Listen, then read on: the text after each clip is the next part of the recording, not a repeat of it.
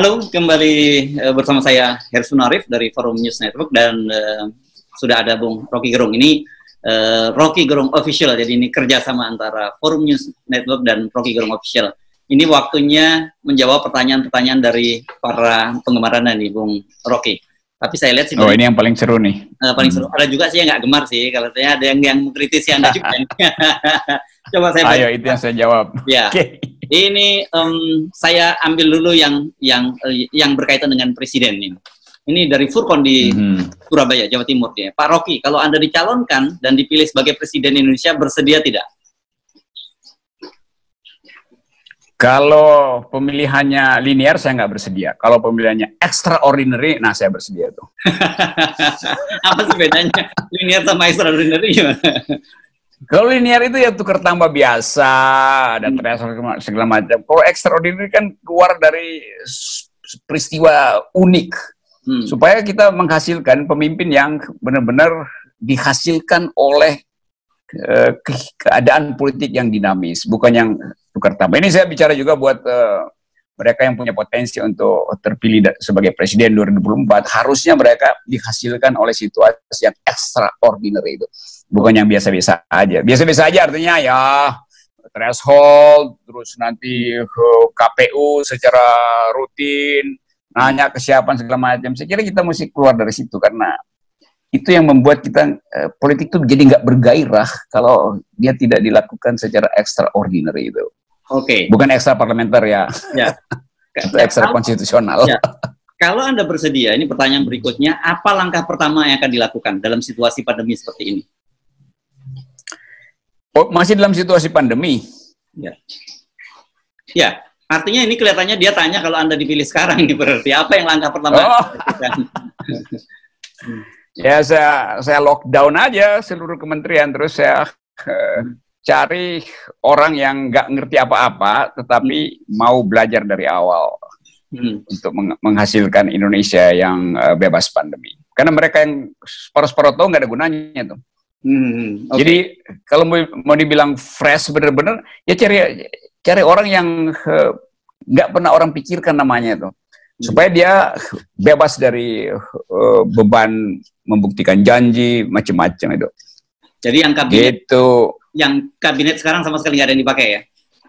Nggak ada lah ini kabinet ini justru saya mau masukin ke Wisma Atlet itu supaya diuji apakah COVID itu menghasilkan pemimpin yang terandal atau justru pemimpin yang sebetulnya jadi COVID bagi bangsa ini. Oke, ini pertanyaan berikutnya dari Amanda nih. Nah ini sekarang perempuan yang tadi Furkon dari Furkon tadi dari mana ya? Furkon dari Surabaya kalau nggak salah tadi. Kemudian Amanda dari Palembang nih.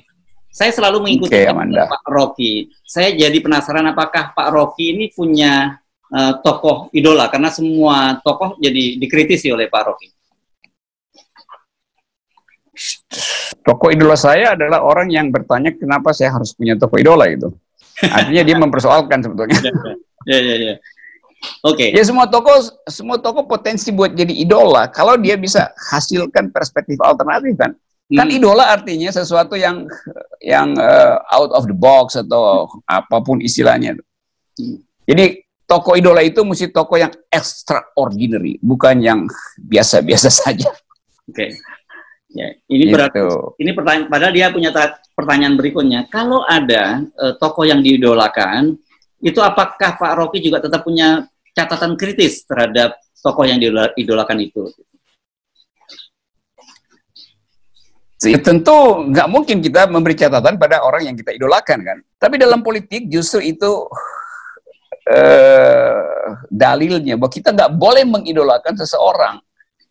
Jadi kesalahan kita mengidolakan orang itu soalnya tuh. Dan pengidolaan dalam politik itu identik dengan feodalisme dalam kebudayaan tuh. Kan kita nggak mungkin mengidolakan sesuatu yang kita tahu dia dipilih berdasarkan kalkulasi 5 tahunan. Nah, idola itu hanya ada kalau kita ngerti dari awal bahwa dia bisa jadi pemimpin yang visioner, bahwa dia bisa menghasilkan target-target yang extraordinary. Tapi itu kan nggak mungkin dalam politik. Jadi saya selalu ambil prinsip, jangan idolakan seseorang dalam kapasitas apapun. Supaya Anda punya atau kita masih punya peluang untuk melihat alternatif itu. Ya. Idola itu membatalkan alternatif, gampangnya begitu. Ya. Oke. Nah, ini ada satu pertanyaan dari Nadia di Bandung. Tapi kelihatannya lebih baik saya simpen di belakang nih pertanyaannya. Agak seru-seru dikit nih kelihatannya. Jadi saya simpen aja. Yes, yeah. Oke, biar juga jawabannya seru. Di Banda Aceh dulu ada Fahmi Ibrahim nih. Ini orang sering meributkan soal perda syariah di Aceh. Mengapa orang tidak meributkan perda syariah di Bali? Ini pertanyaan dari Fahmi Ibrahim. Mungkin pertanyaan perda syariah di Bali itu mungkin seperti nyepi dan sebagainya. Kira-kira begitu, Bung Rocky ya? Banyak yang persoalkan itu, researcher mempersoalkan. Jadi LSM, mereka yang bekerja di dalam wilayah citizenship mempersoalkan status dari perda-perda itu. Jadi dipersoalkan di dalam upaya untuk menghasilkan kesetaraan kehidupan berwarga negara. Tapi tentu selalu ada kalkulasi politik kan, ada tukar tambah politik. Misalnya dulu orang persoalkan nih perda-perda syariah nih sponsornya PKS. Karena ada backmind seolah-olah PKS mensponsori perda syariah. Kalau kita lihat faktanya dalam riset, kebanyakan perda syariah itu justru disponsori oleh PDIP. Ya, kenapa? Ya. Karena tukar tambah. Jadi nanti kita sponsori perda syariah di sini, tapi kalian dukung kami jadi bupati di sini ya. Jadi itu karena tukar tambah aja kan. Jadi tidak selamanya perda syariah itu justru adalah kepentingan politik Islam. Banyak yang merupakan kepentingan politik non-Islam sebetulnya. Ya. Jadi lebih gitu. Pada barter saja ya itu ya. Barter, itu perda barter sebetulnya. Ya, oke. Nah, berikutnya ini ada satu lagi. Nah, ini yang saya tadi sebut Edward Lahongke ini dari NTT ini. Dari Nusa Tenggara Timur. Saya selalu mengikuti channelnya Bang Rocky. Mengapa Abang selalu kritis terhadap pemerintah? Apakah memang semua kebijakan pemerintah salah? Mengapa tidak sekali-kali memuji apa yang dilakukan oleh pemerintah? Ini udah berkali-kali orang tanya hal yang sama. Oke, saya cari jawaban dengan cara lain ya. Kalau saya memuji pemerintah, itu artinya saya mesti mengupayakan semua orang mengikuti langkah saya, itu memuji pemerintah. Termasuk NTT tadi yang bertanya. Jadi kalau kita lihat logikanya, sekali saya memuji, saya ingin pengikut saya juga memuji pemerintah. Dengan kata lain, saya ingin seluruh masyarakat Indonesia memuji pemerintah. Itu artinya saya tidak ingin pemerintah diganti. Jadi demokrasi berhenti kalau saya ambil konsekuensi absolut dari pujian itu. Kan saya nggak bisa bilang saya memuji pemerintah, yang lain kritik. Saya ingin supaya pujian saya juga diikuti yang lain dengan segala macam argumentasi. Jadi saya melanggengkan kekuasaan itu menjadi absolut. Jadi dengan kata lain, kalau saya memuji pemerintah, saya harus bujuk semua orang memuji pemerintah, dan pemerintah akan jadi pemerintahan seumur hidup. Kan itu nggak benar. Lain kalau saya terangkan dengan cara lain bahwa ya kekuasaan itu selalu potensial untuk menjadi absolut. Karena itu nggak mungkin saya kasih pujian. Ya. Bahkan kalau saya pemerintah, saya akan sewa orang untuk kritik saya kan. Kan itu prinsip dasar dalam demokrasi itu. Kalau tidak ada yang puji, sewa orang untuk mengkritik. Kalau nggak ada yang mengkritik, sewa orang untuk mengkritik. Begitu teman dari NTT. Edward Lahongke namanya tadi ya. Nah ini ini dari Yogyakarta, ini Dinda Ma'ruf namanya. Ini kalau nama depannya kelihatannya perempuan, tapi bisa juga laki-laki nih. Dinda Ma'ruf namanya. Buku apa? Tadi kelihatannya pertanyaannya perempuan. Buku apa saja yang selama ini dibaca Bang Rocky kok bisa jadi pintar dan kritis? Terus dia bilang, pernah baca nggak novel ringan-ringan gitu? Novel apa misalnya kalau pernah baca? Saya baca banyak novel, dan novel itu, di dalam novel bukan sekedar ada cerita, tapi ada logika. Di dalam novel ada keliaran imajinasi itu. Lain dengan film, Anda lihat sesuatu yang udah dibentuk melalui kamera tuh. Jadi bacalah novel. Anda nggak perlu baca buku filsafat berat untuk belajar tentang retorik atau logik. Novel-novel, misalnya novel-novel Amerika Latin, di dalamnya selalu ada sejarah perjuangan sosial, di dalamnya ada imajinasi yang liar, misalnya novel-novel Garcia Marquez, Gabriel Garcia Marquez, 100 Years of Solitude. Itu di situ kita bisa bayangkan kemampuan dari si Marquez ini, Gabriel Gabo panggilannya, menggambarkan 100 tahun masyarakat Amerika Latin yang dia bayangkan penuh dengan konflik dan diatur sedemikian rupa sehingga kita seolah-olah dibawa pada kemarahan karena nggak bisa melihat lagi mana realitas, mana yang sebetulnya fiksional. Nah, di situ kita diuji kesabaran kita untuk mencerna literasi dan kemampuan kita untuk mengintip logik di belakang literasi itu tuh. Jadi bacalah novel lebih banyak. Kalau buku teori kan ya itu begitu ditafsirkan selesai. Membaca buku teori buat saya jauh lebih mudah daripada membaca novel.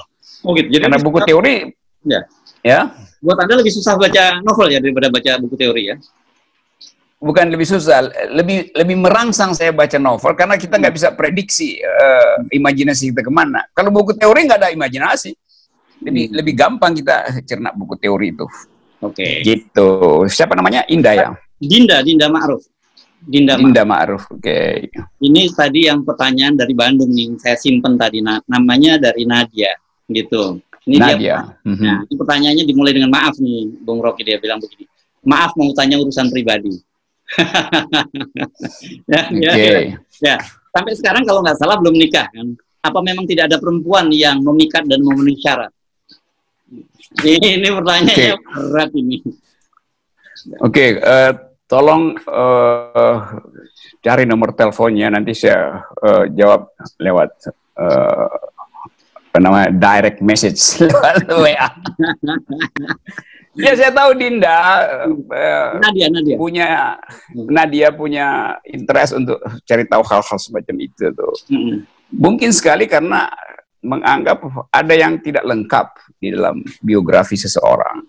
Tapi justru saya menganggap bahwa lengkap tidak lengkap itu bukan soal yang penting karena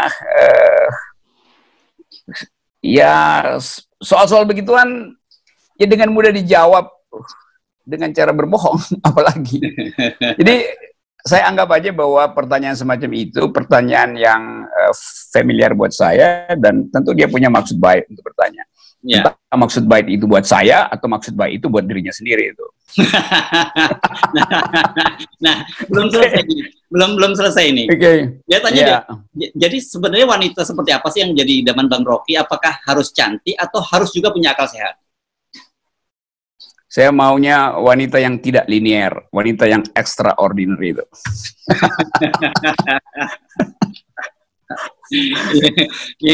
Ini kelihatannya disimpan jadi teka-teki biar jadi penasaran begitu ya. Nanti saya tanya sama Nadia tadi apakah kontak personnya ini bisa saya kirim ke Bung Rocky. Oke, tapi jangan dikirim pakai paket Grab segala macam.